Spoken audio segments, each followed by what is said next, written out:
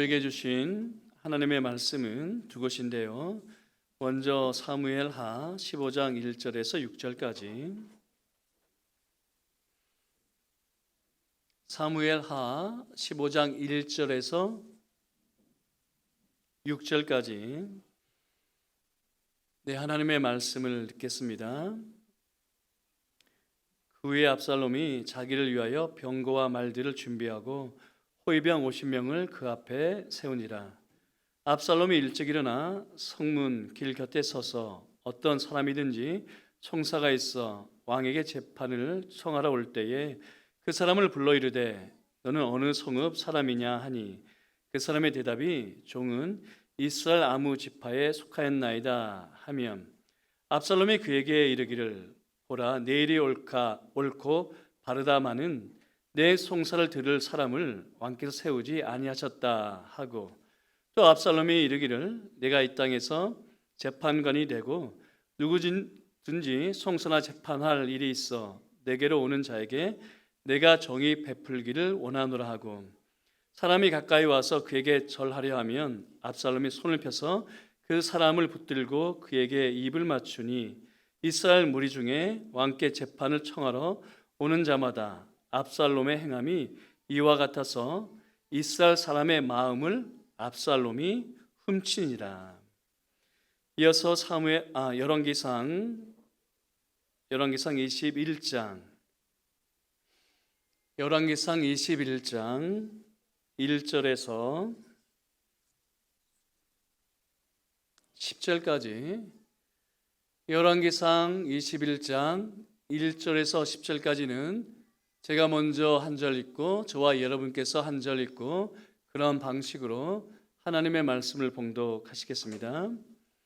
그 후에 일이 있으니라.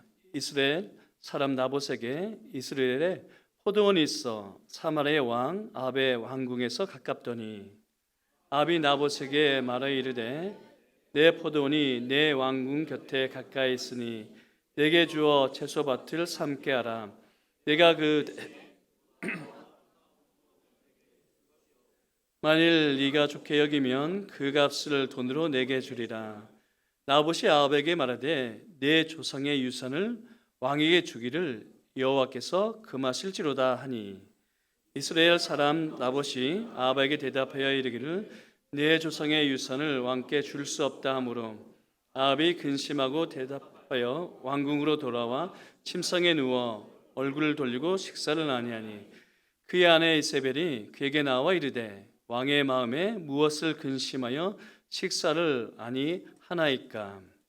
그에게 이르되 내가 이스라엘 사람 나봇에게 말하여 이르기를 내 포도원을 내게 주되 돈으로 바꾸거나 만일 네가 좋아하면 내가 그 대신에 포도원을 네게 주리라 한즉, 그가 대답하기를 내가 내 포도원을 네게 주지 아니하겠노라 하기 때문이로다. 그의 아내 이세벨이 그에게 이르되 왕이 지금 이스라엘 나라를 다스리나이까. 일어나 식사를 하시고 마음을 즐겁게 하소서. 내가 이스라엘 사람 나봇의 포도원을 왕께 드리리이다 하고,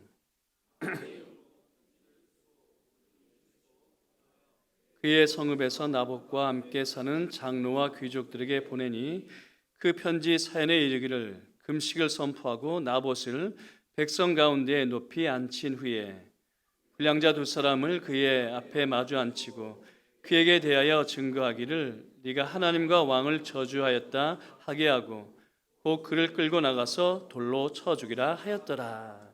아멘. 네, 오늘은 8계명 도둑질 하지 말라 인데요. 도둑질 하지 말라 인데 먼저 우리 교회학교 친구들에게 설교를 하도록 하겠습니다. 이스라엘에 아합이라는 왕이 있었어요. 아합이 있었는데 이 아합 왕은 참 나쁜 왕이었어요. 왜냐하면 하나님 대신에 바알과 아세라 우상을 섬겼거든요. 하나님께서 이 계명에서 금지하신 다른 신을 섬겼거든요. 그리고 아합 왕은 힘이 있다고 힘이 없는 사람들의 것을 함부로 뺏었어요. 참 악한 왕이었죠. 자, 그리고 아합 왕의 아내가 있었는데 누구였을까요? 이세벨이었어요. 그런데 이세벨은 얼마나 또 악랄한지 오늘날 목사님처럼 하나님의 말씀을 전하는 선지자들을 수십 명, 아니 수백 명이나 이 이세벨이 죽였어요. 자, 그런데 이때 어떤 일이 있었을까요? 아합과 이세벨이 사는 왕궁 옆에 포도원이 있었어요. 포도 농장이 있었어요. 그런데 주인은 누구였을까요? 오늘 성경을 보니 나봇이었죠. 그런데 아합 왕이 자기 땅이 많이 있는데도 불구하고 나봇이 가지고 있는 포도 농장을 갖기를 원했어요. 그래서 이 포도 농장을 내게 팔라, 그러면 다른 농장을 주겠다 했죠. 자, 그러면 나봇이 어떻게 대답했을까요? 오늘 같으면 왕이 사겠다고 했으니 당연히 팔았겠죠. 그런데 나봇은 포도원을 팔지 않았어요. 왜냐하면 비록 자기 이름으로 되었지만 포도원의 원 주인은 누구였을까요? 하나님이었기 때문이었죠. 이것을 우리 친구들 따라해 볼래요? 청지기 사상. 예, 청지기 사상인데요. 비록 우리가 가지고 있는 돈이나 또는 집이 우리 엄마 아빠의 이름으로 되어 있지만 누가 주셨을까요? 맞아요. 하나님께서 주셨다라고 생각하는 사상을 청지기 사상이라고 하는데 나봇은 청지기 사상이 있었기 때문에 왕에게 팔지 않겠다라고 했어요. 그리고 구약 율법에 따르면 땅은 누구의 것일까요? 땅은 하나님의 것이기 때문에 팔지 말라라고 하셨기 때문이죠. 그 말씀을 기억해서 나봇은 비록 왕이었지만 아합 왕에게 팔지 않았죠. 그래서 어떻게 했을까요? 이세벨의 꾀를 했어요. 하나님의 율법에는 땅을 팔 수 없다라는 것을 알아서 나봇에게 누명을 씌우려 했죠. 하나님과 왕을 저주했다라는 거짓 증인 두 사람을 내세워서 나봇을 죽이고 그 포도 농장을 빼앗았어요. 자, 그런데 오늘 읽지는 않았지만 어떻게 됐을까요? 하나님께서 선지자 엘리야를 아합에게 보내시죠. 네가 감히 내 앞에서 이런 일을 하느냐 하시고 너와 내 집안을 심판하시겠다 하셨고요. 시간이 지나서 아합과 아합의 집을 심판하셨어요. 그래서 우리 친구들 기억하세요. 다른 사람의 것을 빼앗는 것은 하나님께 죄를 범하는 것이에요. 단순히 도둑질이 아니라 다른 사람의 것을 빼앗는 것은 하나님께 범죄하는 것인데 왜요? 원래 죄는 하나님이시기 때문이죠. 첫 번째 기억하세요. 도둑질은 다른 사람의 것을 빼앗는 것을 넘어서 하나님께 죄를 짓는 것이다. 자, 두 번째, 사도 바울은 도둑질 하지 말라 하면서 에베소서 4장 28절에 도둑질 하는 자는 도둑질 하지 말라 하면서 더 나아가서 내 손으로 수고하여 일을 하라 명령하고 있고요. 그리고 가난한 사람을 도라 하고 있어요. 그래서 도둑질 하지 말라는 명령은 두 가지를 우리에게 명령을 해요. 일을 열심히 하라. 그리고 내가 잘 먹고 잘 살기 위해서 일을 열심히 하는 게 아니라 가난한 사람에게 도와주려고 일을 열심히 하라. 그런 뜻이었죠. 자, 그런데 만나 사건을 통해서도 하나님은 우리에게 교훈을 하셨죠. 하나님께서 무려 40년 동안 만나로 먹이셨어요. 그런데 만나는 어떻게 얻었을까요? 매일, 그렇죠? 매일 나가서 거두라 하셨어요. 무엇을 말할까요? 일을 해야 된다. 하나님께서 먹여주시지만 그 하나님의 은혜는 우리의 수고를 통해서, 일을 통해서 주어진다라는 것을 이야기를 하고 있죠. 그리고 또 많이 거둔 자도 남음이 없었고 적게 거둔 자도 모자람이 없었다, 그렇게 이야기를 했죠. 왜 그랬을까요? 많이 거둔 자가 적게 거둔 자에게 나누어 줬기 때문이라고 그랬어요. 그러면 만나 사건은 또 우리에게 무엇을 교훈할까요? 가난한 사람을 도와라라는 것을 얘기했죠. 만나 사건은 첫 번째, 열심히 일을 해야 된다라는 것을 교훈해요. 두 번째, 가난한 사람을 도와라. 정리할까요? 도둑질하지 말라, 이 계명은 세 가지를 교훈해요. 첫째, 도둑질은 하나님의 것을 훔치는 것이다. 두 번째, 열심히 일을 해야 된다. 세 번째, 열심히 일을 하는 목적은 무엇일까요? 가난한 사람을 도우는 것이다. 기억하세요. 부패하고 오염된 교회를 안타까워하면서 외치는 소리들이 어느 시대나 있었는데요. 그때마다 이런 주장을 하죠. 초대교회로 돌아가자. 왜냐하면 초대교회는 하나님의 성령으로 충만했기 때문이죠. 그리고 서로를 위한 뜨거운 사랑이 넘쳤기 때문이죠. 그래서 믿는 사람들이 다 함께 지내면서 모든 물건을 함께 소유했고 재산과 소유를 팔아 그 필요한 것을 가난한 사람에게 나누어 주지 않았습니까? 자, 그럼 초대교회는 사유 재산을 거부했을까요? 초대교회는 사유 재산을 거부했을까요? 그렇지 않습니다. 사도행전 5장을 보면 아나니아와 삽비라 사건이 있죠. 주위에서 너도 나도 할 것 없이 땅을 팔아 교회에 헌물을 했습니다. 그러니 아나니아와 삽비라 부부도 덩달아 했죠. 그러나 땅을 팔고 나서 아까운 마음이 들었고 땅값 얼마를 감추고 나머지만 사도들의 발에 두었습니다.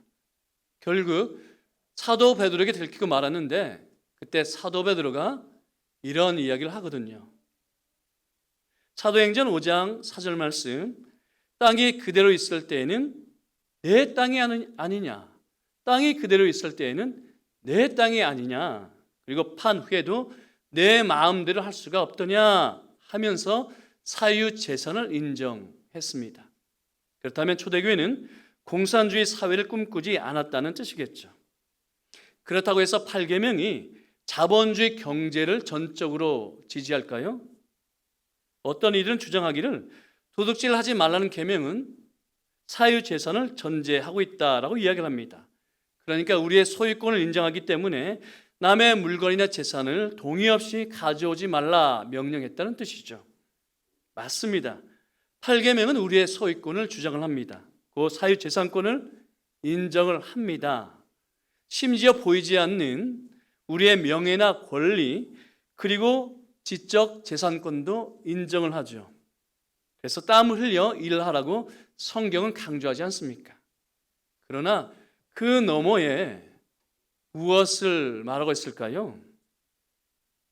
다윗이 이런 고백을 했더랬습니다.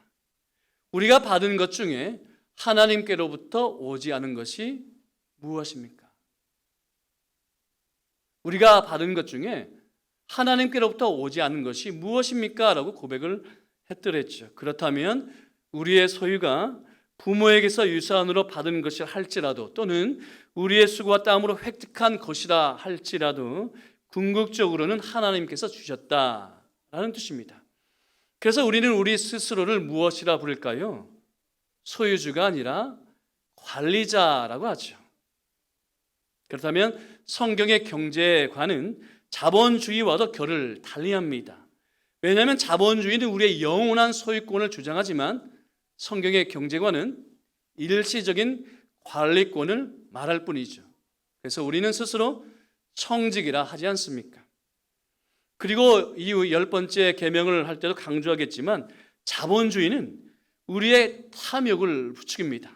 그러니까 욕망이 소비를 증진시키고 탐욕이 경제를 발전시킨다라고 하지 않습니까? 욕망이 소비를 증진시키고 탐욕이 경제를 발전시킨다, 그런 주장을 합니다. 그러나 성경은 우리의 탐욕을 제어하라 하지 않습니까? 정리를 하면 성경이 말씀하고 있는 청지기 사상은 사유재산을 인정하기 때문에 공산주의가 잘못된 경제 제도라는 것을 지적을 합니다. 그리고 청지기 사상은 우리에게 소유권이 있다 말하지 않고 관리권이 있기 때문에 자본주의와도 결을 달리합니다. 더군다나 돈을 하나님으로 모시는 것을 우상 숭배라고 하지 않습니까? 자, 이렇게 8계명을 강조하기 전에 청지기 사상을 강조합니다. 왜냐하면 청지기 사상을 받아들이지 않으면 8계명을 이해할 수 없기 때문이고 또 8계명을 실천할 수 없기 때문이죠. 자, 그럼 오늘 함께 읽은 두 가지 사건을 볼까요? 사무엘하 15장은 압살롬의 반역을 말씀하고 있는데 압살롬이 군대를 앞세워 반란을 하기 전에 무엇인가를 치밀하게 꾸몄습니다. 무엇을 꿰었을까요? 백성들의 마음을 빼앗으려 했죠. 왜냐하면 그래야 반란이 성공할 수 있기 때문이죠. 자, 그렇다면 여러분, 도둑질하지 말아야 할 대상은 다른 사람의 물건이나 재산뿐만 아니라 보이지 않는 사람의 마음도 해당이 됩니다. 그래서 다른 사람의 명예를 함부로 훼손하지 말아야 하고 다른 사람의 권리를 힘으로 누르지 말아야 합니다. 언젠가 라디오에서 이런 이야기를 들었습니다. 환경미화원에 대한 독일과 한국의 차이인데 독일에서는 환경미화원들이 주간에 일을 한다고 합니다. 반면에 한국에서는 언제 일을 할까요? 한밤중에, 새벽중에 나와서 길거리를 청소하죠. 왜 그럴까요? 독일에서는 환경미화원의 안전을 배려하기 때문이고 한국에서는 우리의 기분을 앞세우기 때문이죠. 그러니까 우리가 아침에 눈을 떴을 때 길거리가 깨끗해야 된다라는 생각 때문에 환경미화원들은 한밤중에 새벽에 나와 일을 해야 한다, 그렇게 생각을 당연히 하고 있죠. 그래서 주간에 일을 하면 위험을 굉장히 많이 감소시킬 수 있는데도 불구하고 굳이 한밤중에 나와서 새벽중에 나와서 일을 당연히 해야 된다, 그렇게 생각을 합니다. 그 외에도 여러 일들이 있겠죠. 장애인들이 안전하게 대중교통을 이용할 수 있는 권리, 그리고 화장실을 마음 놓고 사용할 수 있는 권리, 그리고 노인들과 어린이들이 안전하게 살 수 있는 권리 등은 보장받아야 합니다. 왜냐하면 하나님께서 차별 없이 주셨기 때문입니다. 다시 돌아와서 압살롬은 아버지 다윗을 향한 반란을 꿈꾸었는데 군대를 앞세워서 예루살렘을 점령하기 전에 백성들의 마음을 훔치기로 했습니다. 그래서 어떻게 했을까요? 이스라엘 마을에서는 성문마다 장로들이 앉아 있었습니다. 그래서 억울한 일을 당한 사람은 성문에 나와서 호소를 할 수 있었죠. 그럼 예루살렘 그 수도에는 누가 있었을까요? 왕이 억울한 사람들의 말을 듣는, 우리나라처럼 신문고와 같은 제도가 있었습니다. 그래서 대표적인 예로 솔로몬 왕이 두 여인의 사건을 재판하지 않습니까? 그래서 압살롬은 매일 성문으로 나아갔습니다. 그래서 아버지 다윗은 당신들의 어려움을 들어줄 만한 사람을 세우지 않았다, 거짓말을 하고 내가 여러분의 마음을, 여러분의 억울함을 들어주겠다 나서죠. 그럼 당연히 백성들의 마음이 누구에게 쏠렸을까요? 당연히 압살롬에게 쏠렸죠. 이렇게 압살롬은 나라를 훔치기 전에 먼저 백성들의 마음을 도둑질했습니다. 그러나 압살롬이 결정적인 실수를 하는데 모르는 게 있었는데요. 백성들의 마음을 도둑질했고 또 군대도 모았습니다. 그래서 압살롬이 반란을 일으켰을 때에 순식간에 예루살렘을 점령할 수 있었죠. 그리고 다윗이 손을 쓸 수 없을 정도로 무기력하게 도망가야만 했습니다.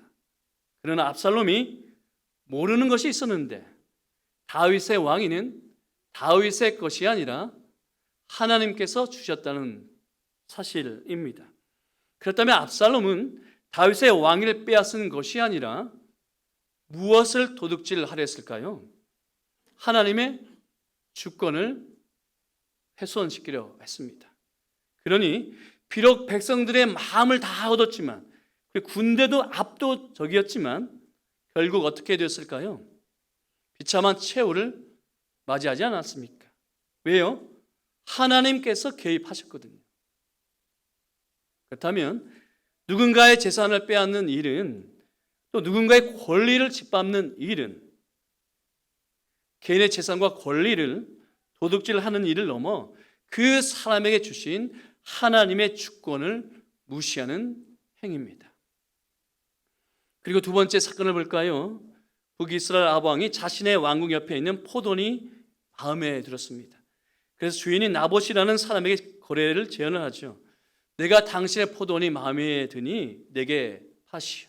더 나은 포도원을 주겠소라고 했습니다. 그런데 포도원 주인인 나봇은 어떻게 할까요? 오늘날 같으면 당연히 제안을 받아들였겠죠. 왕이 제안하는데 어찌 거절하겠습니까? 더 나은 포도원을 주겠다 하는데 누가 마다하겠습니까? 그러나 나봇은 거절했습니다. 왜냐하면 포도원은 자신의 것이 아니라 하나님의 것임을 알았기 때문입니다. 하나님께서 말씀하셨죠.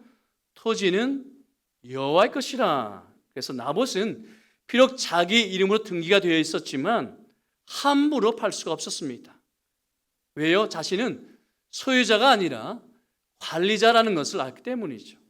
청직에 불과하다는 것을 인정했기 때문이죠. 그러자 이번엔 이세벨이 나서죠. 하지만 이세벨도 이스라엘의 율법을 알아서, 이스라엘의 법을 알아서 함부로 빼앗을 수 없다라는 것을 알았습니다. 그래서 하나님과 왕을 저주했다라는 누명을 씌워서는 나봇을 죽여버렸고 나봇의 포도원을 빼앗았습니다. 역시나 아합과 이세벨은 나봇이라는 사람에게서 땅을 도둑질했지만 원 주인이신 하나님의 것을 도둑질했습니다. 그래서 누가 나설까요? 비록 나봇은 죽었지만 하나님께서 나서죠. 선지자 엘리야를 아합에게 보내서 심판을 말씀하셨고 결국 아합의 집을 멸절시키셨습니다. 여기서 잠시 정리를 하면 8계명 곧 도둑질하지 말라는 계명은 이웃의 재산을 훔치는 것을 넘어 하나님께 범죄하는 것입니다. 그러니까 타인의 생명을 빼앗는 것은, 곧 살인하지 말라는 계명은 하나님의 형상을 훼손하는 것이기 때문에 하나님께 범죄하는 것이고, 그리고 부모에게 불순종하는 것은 하나님께서 대리인으로 세우신 가정의 재상이요 그리고 선지자요 왕에게 불순종하는 것이기 때문에 역시나 하나님께 범죄하는 것입니다. 그리고 간음 역시 어떨까요? 결혼의 신비죠. 혼인의 본질이죠. 하나님과 하나님 백성 사이의 관계를 훼손하는 것이기 때문에 역시나 하나님께 범죄하는 것입니다. 그렇듯이 절도 역시 원주인이신 하나님께 죄를 범하는 것입니다. 자, 그런데 여기서 멈춰야 할까요? 그렇지 않죠? 비록 10계명의 대부분이 금지로 되어 있지만 긍정 명령이 담겨 있듯이 이 8계명도 겉으로는 금지로 되어 있지만 당연히 안에는 긍정 명령이 담겨 있습니다. 그래서 사도 바울이 에베소서 4장 28절에 이렇게 명령을 하죠. 도둑질하는 자는 다시 도둑질하지 말고 돌이켜 가난한 자에게 구제할 수 있도록 자기 손으로 수고하여 선한 일을 하라. 돌이켜 가난한 자에게 구제할 수 있도록 자기 손으로 수고하여 선한 일을 하라. 사도 바울은 에베소서 4장 28절에서 8계명을 해석하는데 두 가지 의미가 있다라고 얘기합니다. 첫째, 도둑질하지 말라라고 금지하고 있습니다. 그리고 둘째, 도둑질하지 않는 것을 멈추지 말고 자기 손으로 수고하라 하고 있습니다. 그래서 여러분, 도둑질을 하지 말라는 계명은 기억하세요. 우리의 노동을 강조합니다. 왜냐하면 육체적 노동이든지 아니면 정신적 노동이든지 노동을 하지 않으면 남의 것을 훔치려는 유혹을 받게 되어 있거든요. 그래서 종교 개혁자들은 우리의 직업을 무엇이라 할까요? 소명 곧 하나님의 부르심이라 하지 않습니까? 비록 목사나 선교사처럼 말씀을 전하는 일을 하지 않더라도 우리의 직업을 하나님의 부르심 곧 소명이라 하는 이유가 바로 여기에 있습니다. 그래서 프로테스탄트 윤리와 자본주의 정신에 따르면 개신교가 들어선 곳에서는 여지없이 산업이 발달했고 자본주의가 꼽혔는데 오늘날처럼 개신교도들이 돈을 욕심냈기 때문이 아니라 누구나 자신의 직업을 하나님의 소명으로 알고 열심히 일했기 때문입니다. 기억하세요. 자본주의의 원래 발달은 오늘날처럼 탐욕이 아니라 소명의식 때문이었습니다. 막스 베버가 개신교가 꼽힌 나라들을 조사했는데 거기에는 로마 천주교회가 왕성한 곳에서 볼 수 없는 공통점이 있었습니다. 공통점을 발견했어요. 무엇일까요? 주인들을 속이고 대충 일하는 법이 없었습니다. 월급만 받고 시간을 때우는 일이 없었습니다. 저울을 속이고 남의 것을 도둑질하는 일이 없었습니다. 왜 그랬을까요? 직업을 밥벌이 수단으로 생각하지 않고 소명 곧 하나님의 부르심이라 여겼기 때문입니다. 그러니 사람이 보지 않는다고 해서 대충 일을 했을까요? 아니요. 신전의식 곧 하나님 앞에서 일을 했습니다. 그 결과로 개신교들이 많은 나라는 산업이 발달했고 자본주의가 꼽혔다. 이게 프로테스탄트 윤리와 자본주의 정신 그 책의 결론입니다. 곧 소명의식이 자본주의를 발전시켰다는 뜻입니다. 그러니 여러분의 직업을 밥벌이라 생각하지 마시고 하나님의 소명으로 받아들이시고 하나님 앞에서 일하시기를 간절히 바랍니다. 그리고 둘째, 자기 손으로 수고하여 선한 일을 하라라고 명령을 하고 있습니다. 그런데 그 선한 일이 무엇일까요? 구제 곧 나눔이죠. 자, 그런데 이러한 생각은 신약으로 넘어와서 갑자기 생긴 것이 아닌데요.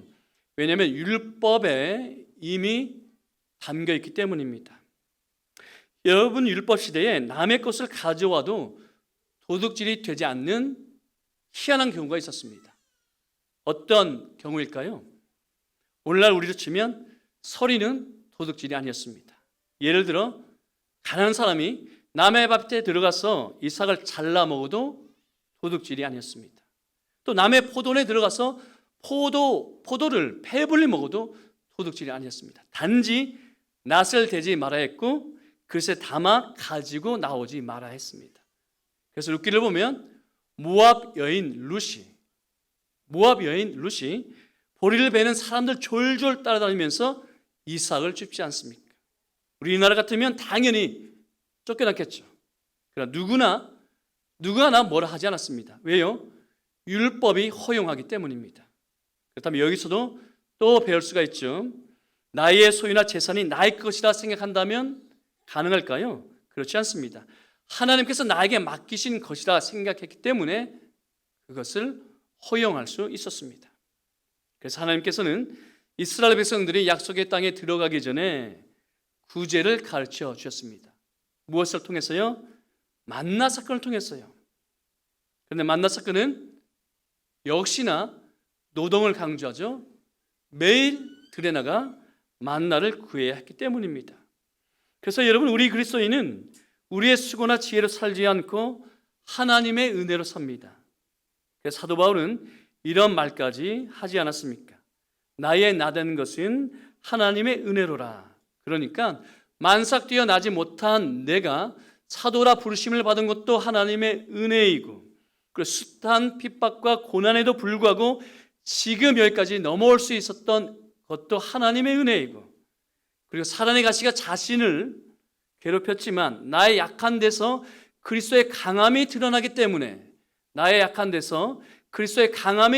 때문에 그것도 하나님의 은혜라고 고백을 했습니다. 그렇다고 해서 여러분, 하나님의 은혜가 우리의 나태함을 허용할까요? 우리의 게으름을 부추길까요? 그렇지 않죠.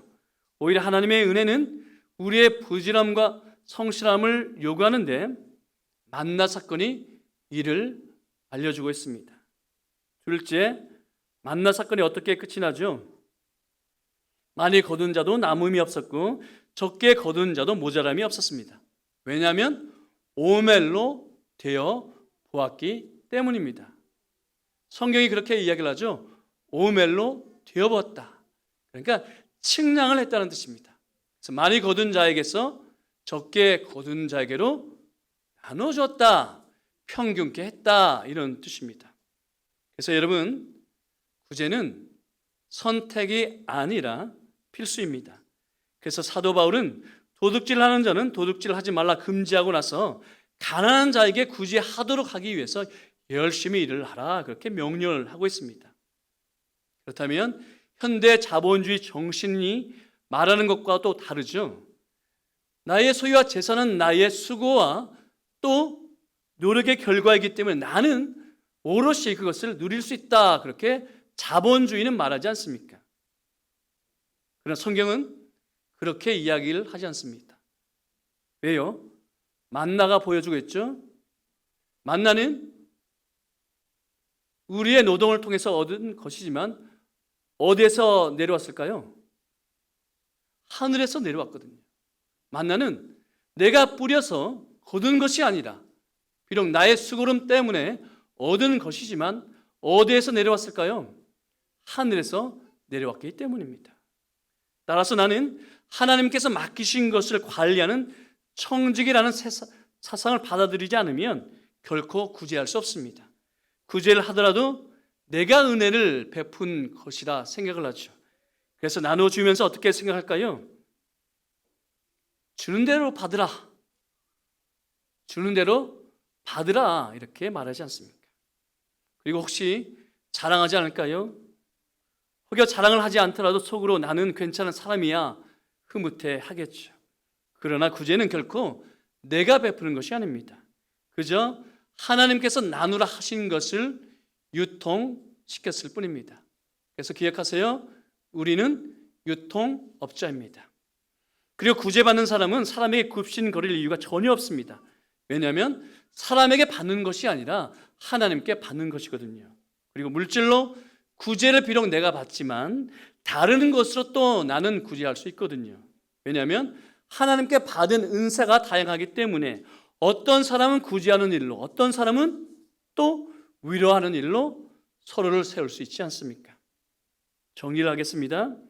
비록 우리가 사유재산을 신봉하는 자본주의 사회에 살고 있지만 우리는 소유자가 아니라 관리자입니다.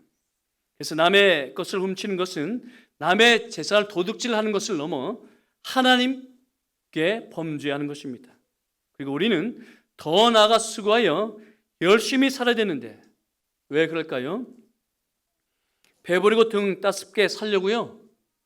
그렇지 않죠? 남에게 주려고 열심히 사셔야 합니다. 왜냐하면 우리는 청직이기 때문이고 또 유통업자이기 때문입니다. 기도하겠습니다.